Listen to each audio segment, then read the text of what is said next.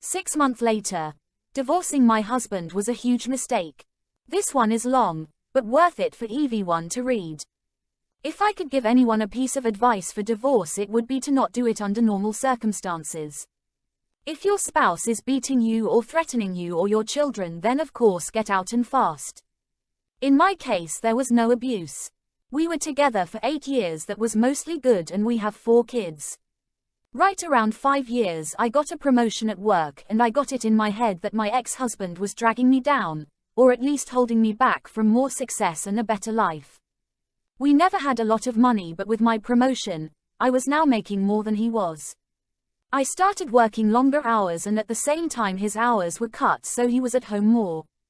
I really began to resent him because he was home and because he got to spend time with our kids. Most nights when I got home, they were already getting ready for bed, if not already sleeping. After a few months of my new job, it was clear to me that things were not going well at home without me there. Some nights the dishes weren't done when I got home, or the kids hadn't eaten, or whatever else I could think of to be mad at him about. It really didn't matter. He kept saying that he would try harder, but that it was hard being home all the time. That always made me really mad. For the next couple years, things kept getting worse. My hours weren't any shorter, and his were on and off full time. There was no convenient time for him to be working full time because of my hours, but we also needed the money. Whenever he would tell me that he could get extra hours, I would always complain, and the less hours he worked, the more I complained that he wasn't bringing in enough money. Whenever he brought up the contradiction, I would tell him that he needed to figure it out. I knew that it would bother him, so I started saying that a lot and for everything that I could. I really started to resent him, and I pulled away from him. I knew that it was hurting him, but I didn't care. If he didn't want to be hurt, then he would at least try to make me happy. I used that same thing to justify when I started to talk to another guy at work. I thought he was just a friend, but talking at work turned into texting at home, and then pictures and videos, and then trying to sneak some alone time with him. I knew that it was wrong, but it made me feel so alive, and my husband had not made me feel like that in years. I was tired of being unhappy, and I was doing this for me. The worst was the night that I came home at a reasonable time and found that he had cleaned the whole house, cooked the whole family dinner, and picked out a movie for all of us to watch together. This would have made me swoon a couple years earlier, but that night I couldn't even look at him, and I pretended to be sick. I spent the rest of the night in bed while he waited on me and checked on me, and even made me different food and brought it to me in bed. It made me feel terrible, and then it made me angry that he made me feel that way, and by the end of the night I was texting with the other guy. Over the next month or two from that night, it did not matter what he did. He was wrong just for breathing most days. He would get so upset with how I was treating him, and I would just wait and egg him on into losing it because I knew it would happen eventually. After most of the fights we had, he would apologize for whatever I told him he did wrong, if there even was something, but I never did. I would usually find a way to make him feel even worse. I knew that I was right because he was wrong, and that was all that mattered to me. I even pretended that I didn't care when he found out about my relationship with the guy from work. It really destroyed me inside to see him holding back tears, but I wasn't going to let him see that. He was at his weakest, and that was when I chose to tell him that I wanted a divorce. I could almost hear his heart shattering inside his chest. He talked and fought and said that we could work through it together. I really wasn't interested in fixing our marriage, but I mostly ended things with the other guy, but only because I knew I could get it back if I wanted it. I could see that he was trying, and occasionally I would let him know, but for the most part, I kept being a huge bitch to him for any and all reasons that I could think of. I'm not sure how much more the man could have done to make me happy besides finding a job that paid enough for me to not have to work at all. He said that he was looking, but looking and finding are two different things. It was around this time that I discovered this group and a few others.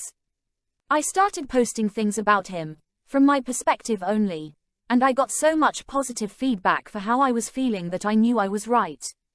The more I posted, the more validation that I got. It wasn't just me who knew that ex-husband wasn't worth keeping around. I had the whole internet telling me how terrible he is. I started saying awful things to him and even outright ignoring him. I was so confident with my and everyone else's opinion that I contacted a lawyer and within a couple weeks, had filed for divorce. I continued to use this site and a couple others to validate my feelings and for encouragement to go through with it, and finally it was done. It went pretty smoothly. Ex-husband didn't ask for much besides to not get divorced and to try to work it all out. I didn't care about that though. He was broken, but I was free. I could do whatever I wanted without having to feel any guilt or answer to anybody.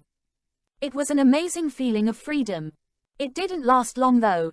In the first month after he moved out I missed garbage day 3 times. There was also rarely a single clean dish and the laundry sat in piles so long that I had to start doing the sniff test to see if it could be worn again. I also never saw my kids more miserable. My oldest had seen some of the messages from the other guy months earlier and she knew that ex-husband still wanted to try to work it out. It didn't take her long to stop talking to me at all except to say that she wanted to go to ex-husband's house. The others all told me that they wanted to live with ex-husband too. I did my best to try to make them happy, but I ended up just buying them toys all the time and the happiness only lasted minutes. I also was having a lot of trouble with work. Being alone, I couldn't work all those extra hours that I was expected to.